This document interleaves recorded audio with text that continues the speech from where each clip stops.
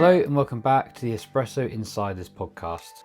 In this episode, we're going to discuss how you can upgrade the way that you buy coffee. Whilst the focus of this episode is mainly going to be on buying raw coffee, I'll also cover how you can make the coffee purchasing experience in your local coffee shop smoother as well. So if you're sick and tired of the same old stale, lackluster coffee you've been buying from the supermarket for ages, then you come to the right place. If you're looking to make great tasting coffee at home, then one of the biggest challenges can be finding high quality coffee beans like you find in your local coffee shop. Most supermarkets don't stock freshly roasted coffee beans, let alone specialty coffee beans that have been rigorously tested for impurities and imperfections. But that doesn't mean that you have to settle for low grade stale coffee that you've just grabbed off the shelf. You can find great tasting, fresh and vibrant coffee from all over the world if you know where to look. Okay, first things first, the biggest upgrade you can make to your home coffee experience is seeking out a relatively freshly roasted coffee as often as possible. I'll come back to that relatively part in a bit, but one of the dirty secrets that supermarkets often don't advertise is that the coffee sitting on their shelves is often around 6 months old from when you're actually buying it.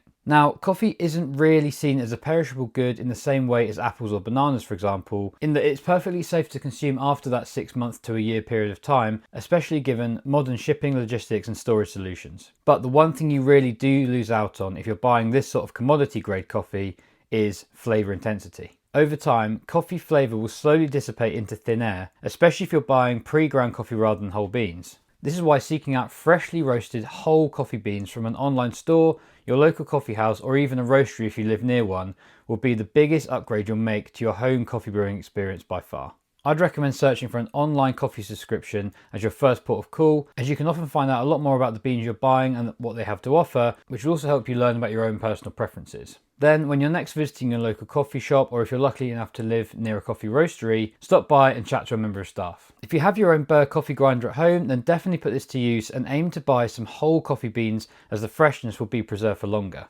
But if you don't, then don't worry, you can always order pre-ground coffee and it will still taste way fresher and be a hell of a lot higher quality than what you'd be buying in the supermarket. Coming back to that freshness point I mentioned earlier, there is actually such a thing as coffee that's too fresh. This is because after coffee has been roasted, it needs time to rest or degas, so that some of that CO2 that's been built up during the roasting process can dissipate. Too much CO2 in coffee beans can lead to off-tasting coffee and can actually also wreak havoc during the brewing process when hot water comes into contact with the ground coffee. It's also worth noting that how much your bean has been roasted has a major impact on how long you should be resting your coffee. If your bean of choice is a darker roast, the resting time can be much shorter as the bean becomes more brittle during the aggressive roasting process and holds on to a lot less of that CO2. So really you should be good after about 2 to 3 days. On the other hand, a lighter roasted coffee bean isn't obviously roasted as long and more CO2 is held within the bean and it's more dense. Therefore, it will actually require a much longer resting period to make sure you're consuming it at its best. I'd say waiting about a week or so from the day that the coffee has been roasted, if it's a lighter roast, would work best. Now, if this is getting a little bit too nerdy at this point, I understand, don't worry about it too much.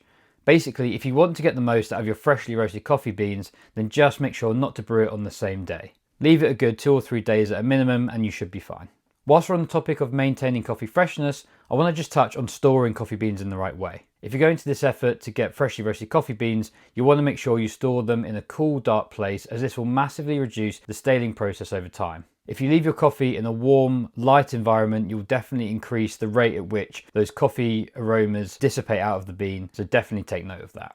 Half the battle when it comes to buying great coffee is actually understanding your own preferences, which in itself can be a little bit of a minefield. So regardless of whether you're buying whole coffee beans, ground coffee beans, or want to upgrade the way you order coffee in your local coffee house, you'll first need to narrow down exactly what you're looking for. Now, I could do a whole episode on how to taste coffee, cupping, and how to uncover hidden flavour profiles within coffee, but for the purposes of this episode, let's just consider the basics. Some of the fundamental things to consider when you're trying to discover your own flavour preferences are the roast profile, the underlying flavour notes of the coffee bean, and acidity. Whilst these elements of coffee flavour are all interlinked, I would say that a good place to start is a darker roasted coffee bean will tend to be less acidic and generally offer a more savoury, earthy and bitter tasting note than a lighter roast.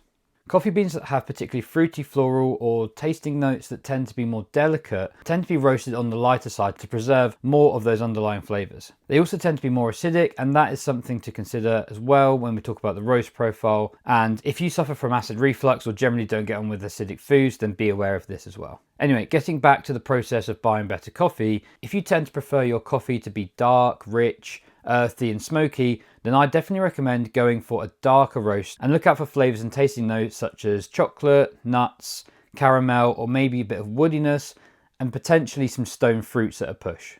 These coffees also tend to work incredibly well as espresso and as the basis for milk drinks. On the other hand, if you prefer a light, airy and more delicate mouthfeel when you're tasting your cup of coffee and you want to appreciate the underlying flavour notes of that raw coffee a little bit more, then I'd recommend going for tasting notes such as fruity, floral, citrus, or even wine-like is sometimes used as a description. Naturally, these coffee beans tend to be roasted on the lighter side to preserve more of that flavour, but they'll also be more acidic as I've mentioned previously. So have a think about your flavour preferences, what sort of drinks you're actually looking to order, if it's filter, if it's a milky coffee, etc. And think about the type of coffee flavours that you really like yourself. If you're ordering coffee in a coffee shop and you want to make the buying experience a little bit more fine-tuned to your preferences, then again, have a think about the sort of flavour profile and roast that you prefer. Most specialty coffee shops will offer a couple of different bean options and even roast options on the counter, and they'll obviously grind fresh for you as well. Another great tip is to try the house filter if there is one on. This is a great way to try something a little bit different and experience coffee in a whole new way compared to the traditional milk-based drinks that are such a staple of traditional coffee houses. Finally, if you're in any doubt, then make sure to ask the barista or the shop assistant. I'm definitely sure they'll be much more happy to talk to you about coffee and flavour preferences and nuances than being shouted at by the next customer as to why their latte order's wrong. Okay, I hope you've enjoyed this episode covering how to buy better coffee for yourself. Make sure to explore new things, try online subscription services, and definitely just go and speak to coffee professionals in the industry, baristas, coffee shop owners. They're more than happy to talk to you about your flavour preferences. And honestly, people that work in coffee love to talk about it. It sounds obvious, but it's such a big help if you can talk to people that are in the industry, love coffee, and generally speaking, people that are passionate about this stuff are really happy to help. Okay, I hope you've enjoyed this episode covering how to buy better coffee. Make sure to share this episode if you've enjoyed it and subscribe to the podcast, and I'll see you in the next one.